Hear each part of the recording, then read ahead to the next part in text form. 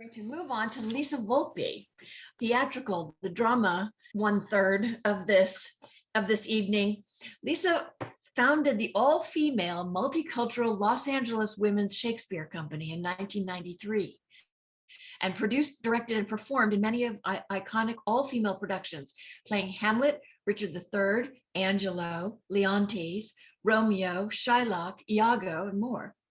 She has performed at Playmakers Rep, Oregon Shakespeare Festival, Utah Shakespeare Festival, Theater Works, Orlando Shakespeare Theater, Berkeley Repertory Company, and directed at California Shakespeare, Colorado Shakespeare, Sedona Shakespeare, Shakespeare and Company, Prague Shakespeare Company, and many universities.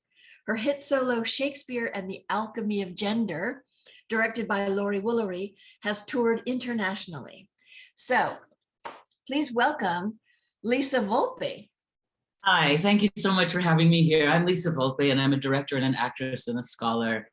And because I've done so much cross-gender work, 45 years of it, I want to talk a little bit about the onstage work of the Alchemy of Gender. And so what I think happens when I shapeshift on stage, taking on performance of what is supposedly the other, which ultimately reveals itself to be aspects of the one, this has kind of been a strengthening of the whole international Shakespeare practitioner body, because so many females are now playing main stage and threading the stories through their own perspectives. The first Shakespeare scene that I ever worked on was from Twelfth Night. It was Viola. I was about 17 years old. And it is, of course, a trouser role, one of Shakespeare's many great heroines that pretend to be a boy in order to have personal agency, to have an adventure or a discovery or a sea change of sorts in order to break out of their expected behavioral boundaries. And at the end of the stories, they all put on women's clothes and marry to settle the story satisfactorily in the eyes of the audience. But for me, playing that role laid out an infrastructure of how to walk and talk with directness and purpose as Cesario, and how to lift my heart towards hope and joy and trust as Viola and ingenue. Hopefully that means one who has genius within her and not just a weak and naive, innocent child girl.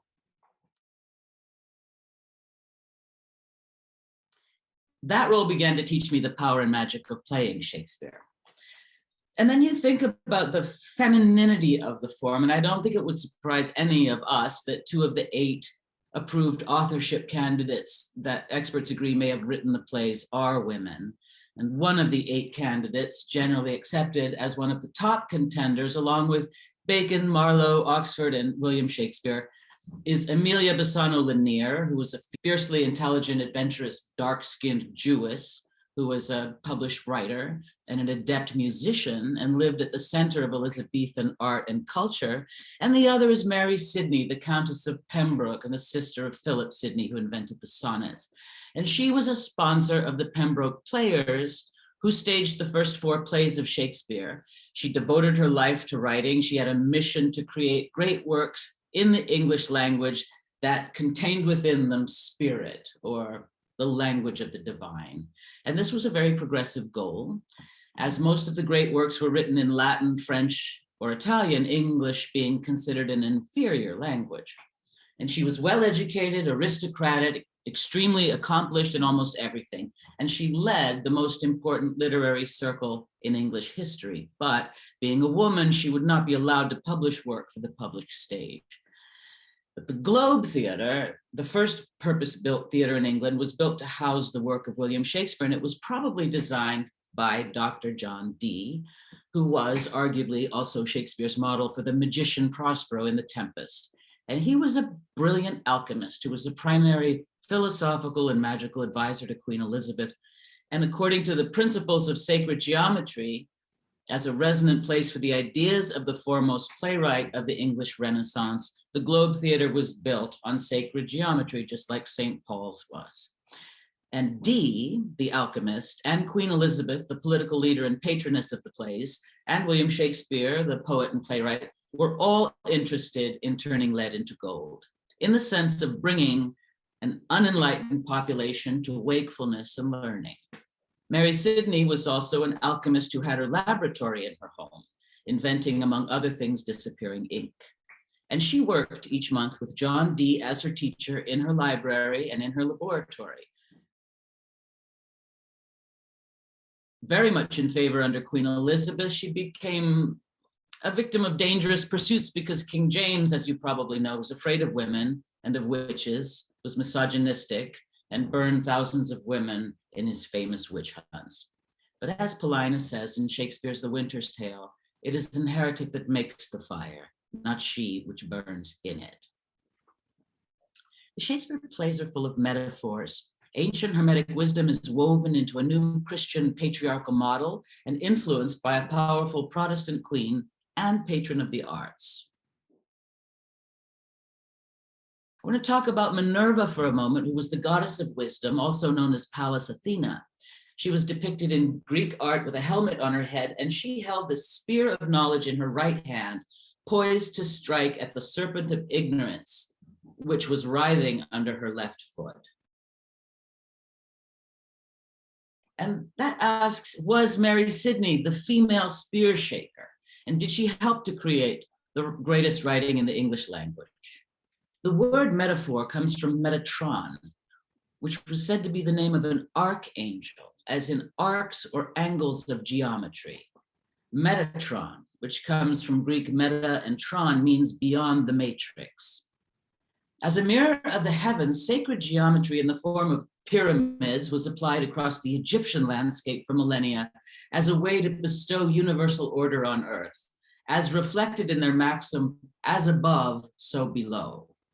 And the Jewish Star of David not only has a triangle pointing up to celebrate that which is above, but another triangle pointing down to celebrate being grounded here in the physical realm. So that is two triangles. How do you make a triangle? Well, let's think about circles. The Vesica Piscis, where two circles overlap, has a place between.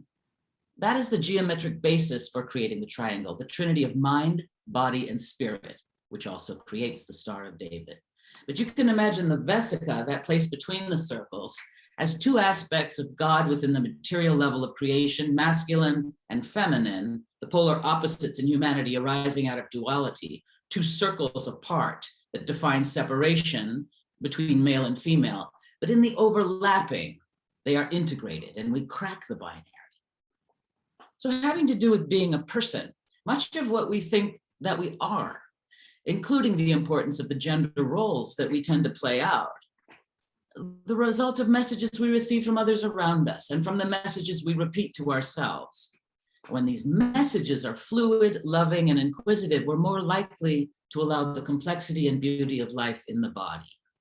But we're not always allowed to be fully ourselves and to tell our own stories. The tyrannical powers of other people, often men, are constantly exerted to shape and control us. And for me, that relates to this golden band that we wear around our crown chakras. So for the leaders, for the kings and queens, this golden circle was a wedding band to that which is above, unless they were tyrants who valued it as material wealth, that the gold and jewels gave them power over others, and they were not actually aligned with grace, mercy, and love. So to me, gold can be taken two ways. In Shakespeare's time, it was frowned upon if women should attempt to play on stage or to publish work for public stages, and they preferred at that time that all the characters, male or female, would be played by men or boys. So my life in art would have been impossible. In Dante's Divine Comedy, the lower circles of hell are named dis. The light cast down, Adam and evil, good and bad, duality, opposites polarized. This is the great and ongoing story of feeling included or excluded under a strict patriarchal system. But there was a queen in the throne. Shakespeare seems to have made up most of the words that begin with dis. When we are disappointed, we basically feel as if we've been assigned to a kind of hell, although we yearn for grace. What makes a person despair, to pair with hell, to feel so cast away?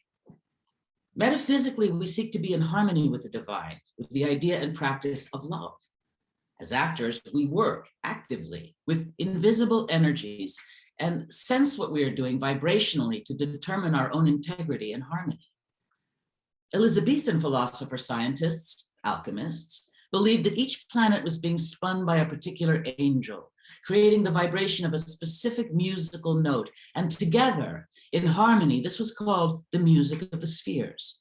Our bodies are tuning forks, and the more that love and harmony ring through us, the more healing and peace we experience. Lorenzo, in The Merchant of Venice, Act 5, Scene 1, says, "How sweet the moonlight sleeps upon this bank. Here will we sit and let the sounds of music creep in our ears. Soft stillness and the night become the touches of sweet harmony. Sit, Jessica. Look how the floor of heaven is thick inlaid with patterns of bright gold. There's not the smallest orb which thou beholdst, but in his motion like an angel sings, still choiring to the young-eyed cherubims. Such harmony is in immortal souls. But whilst this muddy vesture of decay doth grossly close it in, we cannot hear it." In that piece from The Merchant of Venice, the young Christian Lorenzo is telling his new bride, Jessica, the daughter of Shylock the Jew, about his vision of a hierarchical universe. She should sit down, become lower than him, and let him be her guide and master while he teaches his religion. Christianity, although promising a glorious hereafter for Christians, has no room in its idea of inclusive love for the Jews. And many Elizabethans believed that a woman did not have a soul, or a mind for that matter, capable of reason. Jessica and Shylock are expected to convert to Christianity to achieve salvation, which is one hell of an assumption. And during the Holocaust, many Jews were not even allowed to save themselves by converting. Your identity was your damnation. Elizabethan physicians used music and poetry for healing, to create harmony in your body. If you were less than brave, they would sing the song of Mars into your guts. If you lacked trust, they would sing the song of Venus into your heart. And the energy coming through your heart chakra would begin to spin clockwise in perfect circles, as it should.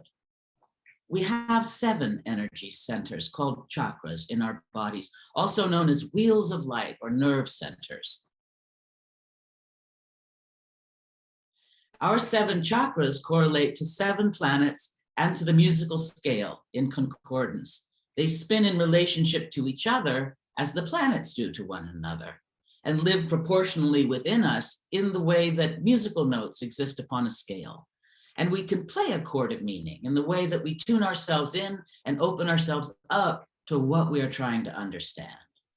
The finer or higher vibrations tend upwards in the body, so that ideas about love and reason resonate very strongly in the heart and in the head. And we can use the core of the body as a vibrational ladder, aligning or blocking the flow of our power and awareness as we pattern a rising of consciousness through character building in life or on the stage. From the bottom to the top, or the toe to the crown, as they say, I am reverberates in the root chakra from the waist down, and is associated with the color red, the body center where survival or power or revenge can have its seat.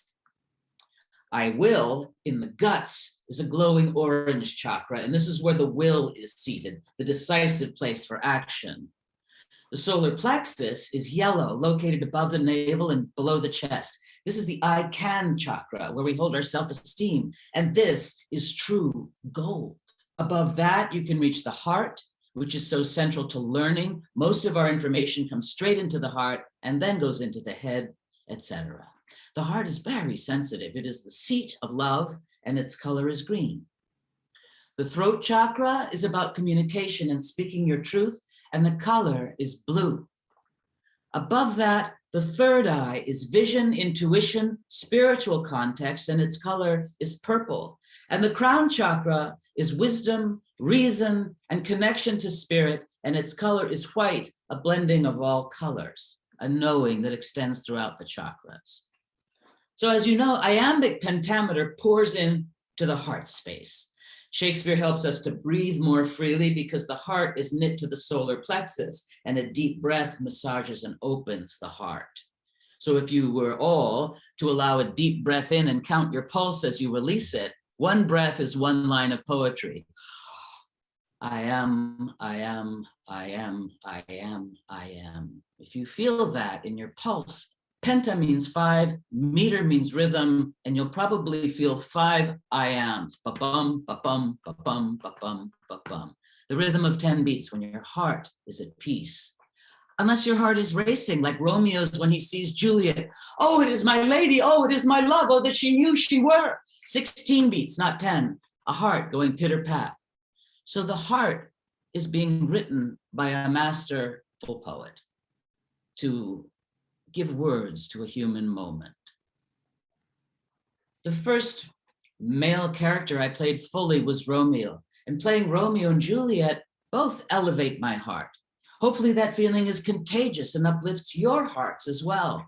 The result of their heart-centered journey is that their parents achieve a kind of healing or end to their revenge cycle and raise their children's statues in pure gold, gold serving as an alchemical sign of their learning and evolution, unless as a director, you interpret the ending as one in which nobody learns anything.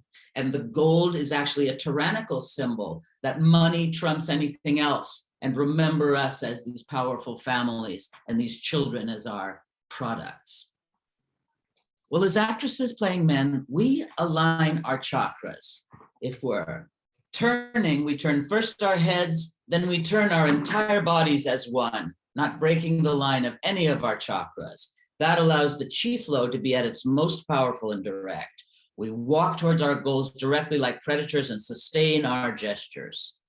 As actresses playing women, we break up the alignment of our chakras to diminish the way that we embody powers. We consciously create indirect angles with our ankles, our legs, our hips. We look up demurely from under our eyelashes. We lighten and soften our voices. We break up the aligned posture of power into a scattered directionality and a subservient demeanor. We turn first our head, then our shoulders, then our heart, then our hips, making sure to send out energy in a lot of different directions at once in order to make sure that we're not a column of pure energy and intention, that we remain in a more searching, indecisive modality, dismissing ourselves. We cover our strongest chakras with our hands to diminish and weaken our signals. We place ourselves below our husband's foot. That's the traditional role for women. I am I because I am not you, a traditional binary. But Shakespeare reaches beyond this simplistic idea of identity. The front of the body is useful for playing the future, and the back of your body is useful for playing the past. The present is played by being centered, not leaning forward or back, being aligned. Let's look at how the characters might play their chakras differently. So why would Shylock want to cut out another man's heart with a knife? Because he's been shamed, because of profound injustice. His heart seems broken and his hope is lost. So I might play Shylock's despair as heart retreating backwards, pulling his heart into the past, when his wife Leah was alive, when he made his mistakes, when he had a daughter, a community, and a hope. They take my life and all, pardon not that. You take my house when you do take the prop that does sustain my house. You take my life when you do take the means whereby I live. But also playing from the heart, Juliet is looking towards her future because she's only 13. Her father says to her, hang, beg, starve, die in the streets, for by my soul I'll ne'er acknowledge thee, nor what is mine shall ever do thee good. He speaks from his will, from his gut. Trust to it, bethink you, I'll not be forsworn.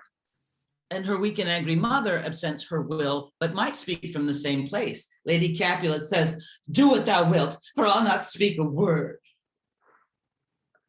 So I might play Juliet's youthful despair as heart forward, leading her into darkness, into suicide, liberating herself from the patriarchy by walking into the unknown. Romeo, I come, this do I drink to thee. Queen Elizabeth commissioned works from young Shakespeare that for a brief time gave those plays a stage, allowing women to really experience a feminist, humanist storyteller that would serve as a true cartographer of the soul. King James brought the house down, and with the end of his reign came the end of the English Renaissance, taking away the playhouse, the props, and life of metaphysical storytelling. The theaters were closed, and they didn't reopen until Restoration comedies took over the stage.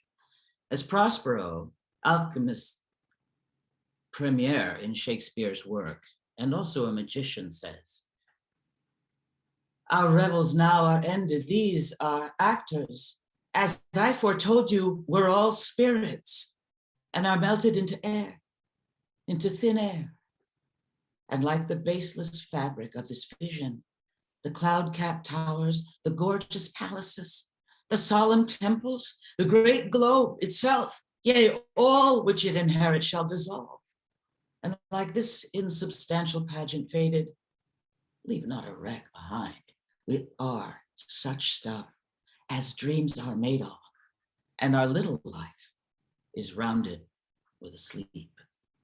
The alchemy of the performance with the information, with the scholarly thing. And I think that John Neipel asked if he's heard that there are pictures of the crown chakra on some of the pages of the first folio. Have you ever heard of anything like this? It makes complete sense. I mean, Nelson Mandela took one book into captivity. It was Shakespeare. And when he came out, he became a great lover of the world and healer of the world. Mm-hmm. And I think the alchemical difference between a crown marrying yourself to divine mercy, inspiration, and agape love is so completely different from killing someone and taking the crown because you want power, that I think those are the two fundamentally different ways to read the text. But as Julia said, and as Marty said, it's a tremendous lifelong quest to find out how to apply yourself, mind, body, and soul to transforming society.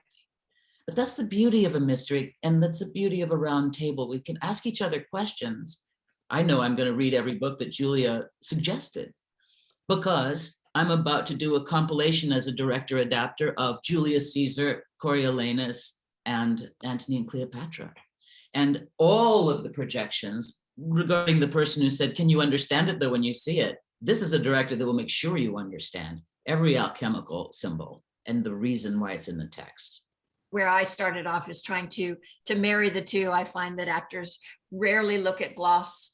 They have more of a rush to emote often and don't really look at what things mean, even classical references and things like that. But I also feel that the SAA or whomever, academics would benefit from speaking the speech, because there's a lot of theories that are bandied about that will change in the alchemical process of embodying the words. There's something that happens and changes when you live through the character. And I think I was curious what you said in the beginning about playing Cesario and Viola and coming that one heart open and coming in. And what was that like when you were playing both the male and the female? And I mean, what did you learn from doing that? I realized that I had a place in the universe. Do you know what I mean? And I knew that this direct engagement with the male point of view on women, such as Orsino receives, critical for the toxic masculinity of teenage boys today that are my students. They need to learn. They need to learn what are the beauties and attributes of being fluid. And now we come to the people that I teach now, most of whom are not going to fit into the binary anymore.